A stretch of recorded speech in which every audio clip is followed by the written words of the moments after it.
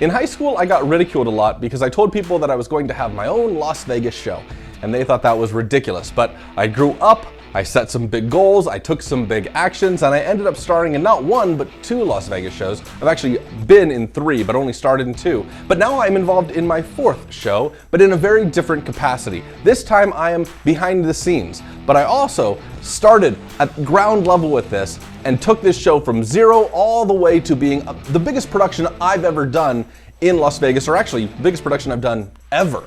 And somebody in one of my previous videos left a comment saying, hey, can you teach us how you got a show in Las Vegas? And I know that topic is really niche. It doesn't really impact a lot of people because there's not a whole lot of people that are trying to have that experience in life. But there's a lot of lessons that I learned through this process that relate to life. And I think there's something that can be taken away that everybody can learn from. So I'm going to share that with you now.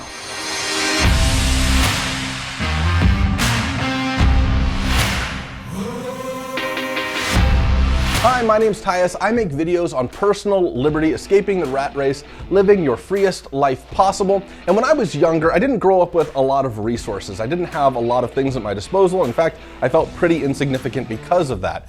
And as a result, I worked really hard to do anything that made me feel like I was significant, that I was powerful, that I meant something. And that's what ended up getting me into performing arts. So I ended up being in all the school musicals and the community theater and all of that stuff. And I ended up performing in Las Vegas. But I'll tell you this, and this is a lesson really early on, is I learned very quickly that feeding my ego was not the answer in making myself feel significant. I learned that if I wanted to do something great, it was not going to involve just me. So I stopped performing. I stopped performing quite a while ago, but by circumstance, I ran into an absolute legend in the world of magic and mentalism. His name is Banachek, and he's who I partnered with in creating this new show that we have here in Las Vegas called Mind Games. Banachek Mind Games Live is actually the full title of it. So he's absolutely legendary. He's a best-selling author. He's the first guy to be buried alive. He's done all of these amazing things, and I realized rather than trying to make myself the star of everything, sometimes it's best to find somebody who is naturally a star, who that is what they are best at, and use the skills that I have to amplify that and work together within synergy to make something successful. And it all really starts with intent. Results without intent is circumstance. It's just chance, it's luck. And there are people that legitimately get lucky. But if you set your intentions, things start coming your way. And I've mentioned this in previous videos, but there's a part of your brain called the reticular activating system, which its job is to filter out all the information that is erroneous to our lives and focus on the stuff that matters to us. And when we set our intentions, when we decide this is what I want, I'm not going to stop, I'm gonna go after this and get it, well, our brain goes, okay, I better filter for anything that's related to this thing, this intention that they have in mind, so that I don't miss the opportunity because it's clearly really important. That part of your brain identifies it, goes after it, and does everything it can to get it. And that's why a lot of people feel like it's almost like magic when they set goals. Their goals just seem to happen automatically. Well, it's because they've set really powerful intent. Now, there is often a problem with having intent, and that is that there's conflicts. Somebody might want to lose weight, but they also might want to be able to eat whenever they want. Or they might want to get rich, but they also might want to buy expensive camera equipment at any given time, like myself. And it's hard to get rich when you're spending all of your money. So you've got to identify what your real intent is and identify if you've got conflicting intent. When I partnered up with Banachek, we decided that we were going to have a very clear intent, which was to have a very large show with a great team in Las Vegas. The next step in this journey was to gather information, and I consider there to be 3 basic levels of information gathering. Level 1 is going to be the easy stuff. Things that you might find on YouTube or listening to a podcast, a website, a blog, basic information that is really freely distributed, and you'll find that oftentimes that free information is the best information you can get. The reason for that is because people will push forward their best information in order to gather attention and sell a product. So oftentimes, if you're looking at like a self-help course, the free information that they give you with the self-help course, with the ads for the self-help, might be the best information within the entire course. So don't discard the free workshops, the free information, the podcasts, the YouTube channels, all of that stuff, but it's still level 1 in my book, and that's because level 2 is books. And books are better than these free resources, and I'm gonna tell you why. In a book, if you read a book and it says, oh, the main character was wearing a black t-shirt, Well, that information was not put in there by accident. Everything that is put into a book is deliberate. If I'm watching a YouTube video, there might be a wall of wood in the background. Well, it's completely erroneous information. It doesn't matter. It's not pertinent to this. However, if you read a book, every single word was deliberately put in there. And therefore, everything in that book is going to have some value or some pertinent role in trying to deliver the information you need to gather. Now, there is a problem with books. Oftentimes books they're really too diverse, or they're too broad in scope for someone. So if I'm looking to start a show in Las Vegas and I'm researching everything I can about show business, well, they might not be talking about show business in Las Vegas because they know that that niche is so small that they're going to sell less books that way. So oftentimes when you go into books, you're gonna find incredibly detailed and great information, but it might be too broad or too diverse, which brings in the level 3 type of information, which is my favorite kind of information, which is people. So unlike a level 1 or a level 2 piece of information, level 3 information, people, is very, very dynamic because you can ask them questions. Everything that you might learn in a YouTube video, in a podcast, in a website, a blog, or even in a book might have gaps. It might actually leave you with questions. And it's a good idea that when you're going through this content, if you find a question that you have, to write it down because you'll forget it later. And at a later point, you're going to meet somebody that's an expert in this particular genre. Now, it's important to go through level 1 and level 2 first because it's going to make you credible. That way, when you sit down with an expert, when you sit down with a person that really knows their stuff, you're going to be able to speak their language because you've already digested a ton of information regarding something that they specialize in. But now, this person can help fill in the gaps, those missing pieces of information, or they can get really, really specific about the niche you're in. So if I'm looking at show business, well, now I want to niche down into show business with people specifically, or I'm sorry, with Vegas specifically. Now I need to find somebody that works in Vegas that does this specific task, and they can answer things that the books never ever provided. Now you might be thinking to yourself, oh, that's easy for you, Tyus. You know all of these people. You've been in this industry. Well, the truth is I don't know all of these people. I've had to build these relationships over time, and there are tricks to gaining this kind of information and these insights from people. Here, I'll tell you how to gather this information from people.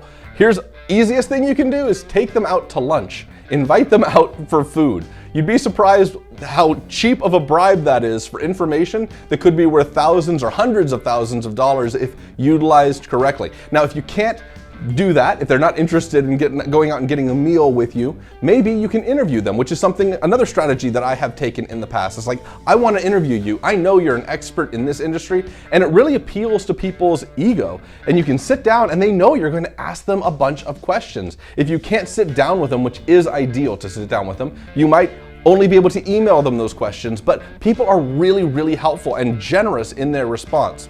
Other things you can do is you can go to social events. A lot of people within any industry hang out at those industry events. So there are events around Las Vegas entertainment, and those people hang out at those events. So that's a great place to meet them. And then lastly is you can work for them. And this is a really great way of learning their business. Now you might want to take even a low pay cut, because what you're really trying to get out of this employment with them is information, is knowledge. And when I first moved to Las Vegas, one of the very first things I did was I found a guy that was building illusions for magicians. I didn't know anybody in the industry, and I basically told him, I'm gonna work for you for free if you'll have me. And he's like, why would you ever do that? And I said, because everybody comes to you. Everybody in this industry comes and meets you, and I need to meet those people. So I will work for you for free because it's going to increase my knowledge base. Now, I've had the fortune of working with some great guys. The first producer for me for my first show here was a guy named Will Royer. He taught me that it's okay to get dirty and do the work yourself. Then I worked for another guy named Anthony Cools who was producing a show with me,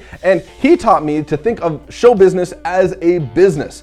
Then I met a great performer named Xavier Mortimer. He also made great online content, but he taught me exactly how much money it takes because he had gone from working for Cirque, where they had unlimited budgets, to producing his own show, which he then learned very quickly is very expensive, and he could give me precise numbers around what it was going to cost. And then lastly, I sat down and I met with a guy named Adam Steck, who's one of Las Vegas's most infamous premier producers. He's got tons of shows and massive experience in it, and he really taught me that this business is a fight for attention. It's all about marketing and promotion. The next thing that is important to have in place is to know your place when creating a big project like this. When I'm trying to launch a Vegas show, I need to know what my limitations are. And that becomes easier with the more information that you've gathered. So in that previous step, gathering information, interviewing people, you learn what is going to be required, and you kind of have to know what you can and can't do. There's this thing called the Dunning-Kruger effect, which is that people overestimate their own abilities. They think they can do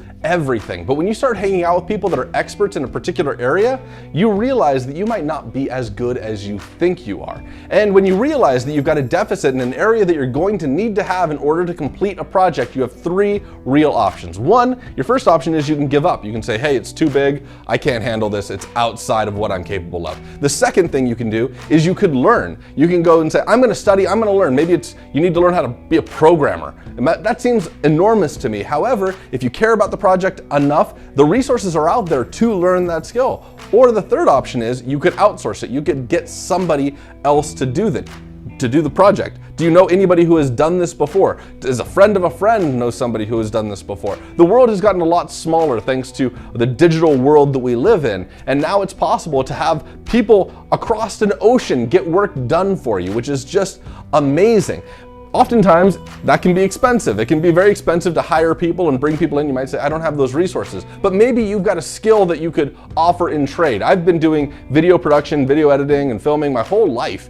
And because of it, I've traded that skill set to many, many people in exchange for what they're good at. But you've got to realize that with any project, everybody wants three things. They all want time, they all want it to cost very little, and they want it to be of the highest quality possible. But you got to keep in mind that you only get two of those three things. You can have things done in a very short period of time for very little money, but it's going to be a very low quality. You can have things done in very limited amount of time with high quality, but it's going to cost you a ton of money. Or you could have things done for very low money and very high quality, but it's going to take forever. It's going to cost you a lot of time to get that done. You've got to realize what resources you have available. If you've got a lot of money, maybe you can afford to have it done fast and high quality. But if you don't have a lot of money, maybe you have to sacrifice either the time it takes or the quality of the end product that you're producing. You got to keep that in mind on any project. In knowing your place in the hierarchy of the entertainment world, at least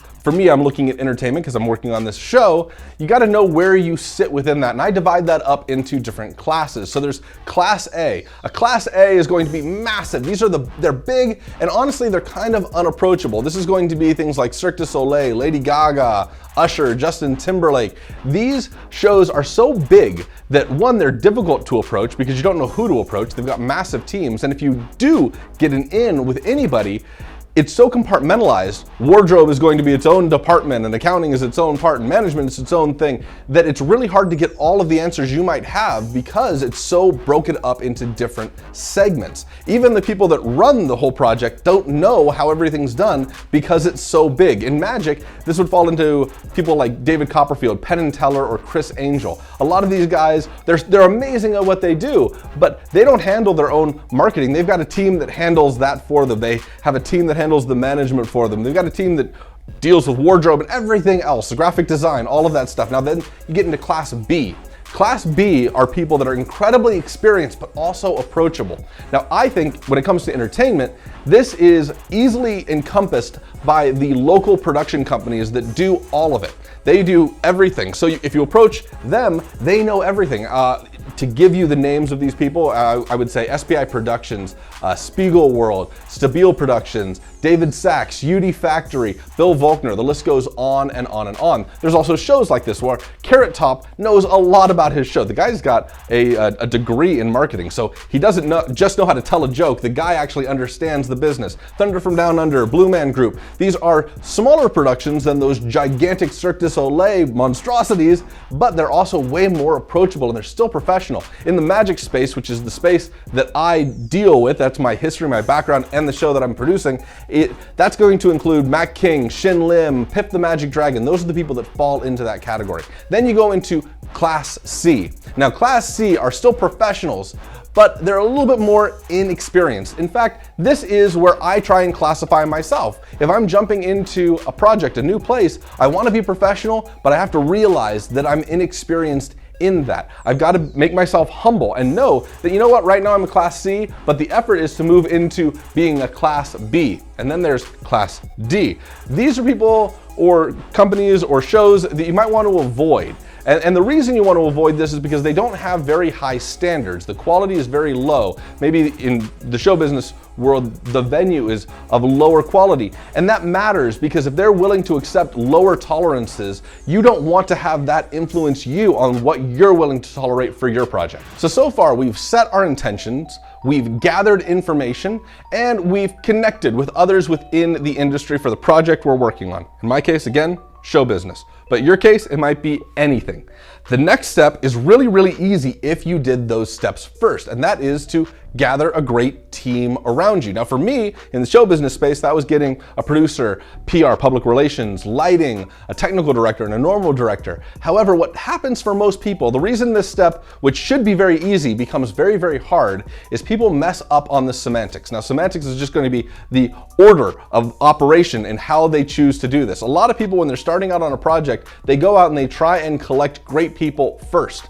That's a big mistake, because if you go out there before knowing what your intent is, you might gather the wrong people. If you go out there before learning a lot of information and gathering all that information, you might not be able to communicate well with these people. If you go out there before connecting with others, you might not realize that some of the people you're connecting with are not the best in the industry or not the right people to connect with. So it's really important to do this in the right order. This becomes super easy. It's very, very easy to gather a great team if you first set your intention, gather information, and then connect with others. Now, but I should also mention that this can take a long time. By the time I was gathering a team, I was probably a year and a half in on this project. Now, once you've gathered all the people you need, the next thing is you need to gather all the stuff you need. And in show business, the stuff is a venue. We needed a great place to perform. And one of the places we locked down almost instantly was at the Excalibur, which is an incredible casino.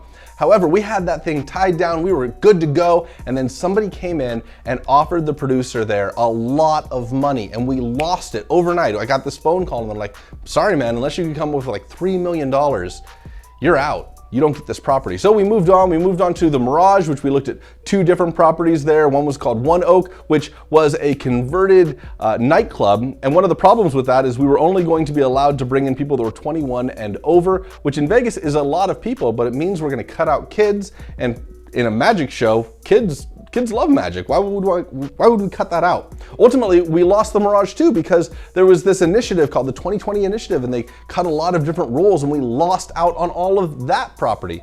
Then we went to the Luxor. There was 2 venues there. One was an established showroom, which we didn't get. We tried and we failed at. The other was another nightclub conversion that we were going to have to put a ton of money in and convert it. That one failed too. Then we moved on to the Cosmopolitan. We checked out that. We checked out the Aria. We checked out Mandalay Bay. We ended up at the Stratosphere. I guess the point here is that it takes a lot of effort and a lot of energy to get this stuff done. And at any given point, somebody could have easily thrown in the towel and said, you know what, I give up. But that was not an option. We decided on our intent, and that's one of the benefits. That's one of the reasons why you get a team first, is because they can hold everybody else accountable. If the vision is powerful enough and compelling enough and everybody's moving in the same direction, they will keep moving forward even if there's an obstacle in the way. And in this process, there's been lots of obstacles. The thing about having a team and having a venue is that they cost a lot of money. And I didn't have a lot of money, and they always say use other people's money. Well, I didn't have it, and I didn't even know how to get other people's money. So this was a situation where I either had to give up, I had to learn how to do it, or I had to outsource it to somebody else. I don't think there's anybody I could have outsourced this to, because anybody who had the ability to raise funds is probably raising funds for themselves. So I realized I'm just gonna have to bear down and do this. So I started off by talking to some of my friends that I knew that had a lot of income. I talked to friends of Banachek who had a lot of surplus and wealth. And we got shut down over and over and over again. We asked for grants, we asked our close friends, we asked our distant friends. Eventually, the stars kind of aligned, and the producer of the show, he said, you know what, I'm gonna put some money in. When he said he would put some money in, somebody else said, you know what, I will too. And eventually we ended up with enough funds to launch this show. But here's what was really amazing to me, was that after we had it funded, some people came out of the woodwork and said, well, why didn't you ask me? I would have given you money for this project. And it's amazing that once a little bit of momentum is started, things will move downhill really quickly. I think Chris Rock has a wonderful story that he tells about, rather than, if your car is run out of gas and you're on the side of the road, rather than trying to flag somebody down and ask for help, the way to get help is to start pushing the car. And when other people see you pushing the car and they see it rolling, they'll jump out of their car and help you push it. And so we raised the funds, but it was really, really difficult. It took a lot of time, a lot of rejection. If you can't handle rejection, well, life's gonna be hard. But it took a lot of rejection. We had to deal with that. And ultimately, once we got some momentum, and it could have been our own money, we could have said, you know what, I've mortgaged my house, I'm that in on this. Other people came out to help us with that. Part of that was grants, part of that was investments. But this was probably one of the hardest things that I've had to do because I had zero experience doing it up until this point. And ultimately, it's a lot of asking. I mean, it's coming up with a beautiful little deck of basically a keynote and some documents and showing a budget and all of that stuff. You have to have all of that in place, but you should be able to get that in place if you did your research and you did all these steps up until this point. But you just have to hear people say no, and you have to be okay being shut down over and over and over again. Here's the thing about facing rejection and obstacles over and over and over again. It lets you know that you're probably on the right path. If you're on the path of least resistance, it's probably really easy to do what you're trying to do. And if what you're doing is easy, it's not scarce. Value comes from scarcity. So when things are difficult, it means what you're doing is hard. If something that you're doing is hard, it means it's scarce. If it's scarce, it's valuable. So when you find resistance in front of you, realize that you could be the person that moves past that resistance, that overcomes that obstacle. And by doing so, you're the one who's going to end up with something that's truly, truly valuable in the end. And this led us to our next position, which once we had something of value, we had to protect ourselves. We had to go out there and deal with all of the legal stuff, which was getting incorporated. We had to create several different companies, several LLCs, handled tons of contract negotiation, and we're talking months and months of contract negotiation. Here's the thing, here's the lesson of this. You've got to protect yourself and you've got to limit your own risk, even when you're dealing with other people's money. I don't want them taking my house out from under me if something goes wrong, and so you've got to make sure that you're protected, and that takes a significant amount of expense and time to get that done. So we finally got to the point where we're installing the show in the theater. It's really, really exciting. We've got a great team around us, and things are going really smooth, but we also had to keep it a secret because like before, when somebody came in and offered a bunch of money for the venue, we were afraid that somebody might take the venue out from under us. And we didn't want that to happen. We didn't want somebody to take what we have. And so we had to keep it a secret, which was really, really difficult. But we installed the show, which took a ton of time. You'd think that it'd be really easy once you've got the place. The show was already made. We had that on tour before. So we knew that the show was going to work, but we had to put in lighting and sound and get all of that tied in video. And it took weeks and weeks and weeks, and the labor costs were astronomical. And you forget that it's just the beginning. You rack up a tremendous amount of expense, and that is going to have to be something that you make back over time. And then came the marketing. You've got to make sure people are aware that you exist, whether that's billboards and magazines and getting on news programs and podcasts and talking to influencers and YouTubers and guerrilla marketing, all of which has expenses associated with it as well. So all of that has to be made back as we move forward. You see, the thing is, this never is going to get easier. It's never going to stop being a challenge. There's just going to be new challenges and new difficulties and new skills to learn. There is no end. There's just a beautiful ride. And if you can't enjoy that ride and that process, then you're missing out on something that's really amazing that we call life. And I hope you're enjoying these videos. I enjoy making them. If you haven't yet subscribed, please do. I know this video is a little into left field, but it was requested specifically by Lexi. Thank you for watching my channel, Lexi. And if you guys want me to make a video about anything in particular, please leave a comment below about what you'd like to have a video made about, and I might just make a video specifically for you, just like I made this one specifically for Lexi. I hope to see you on the next video. Bye-bye.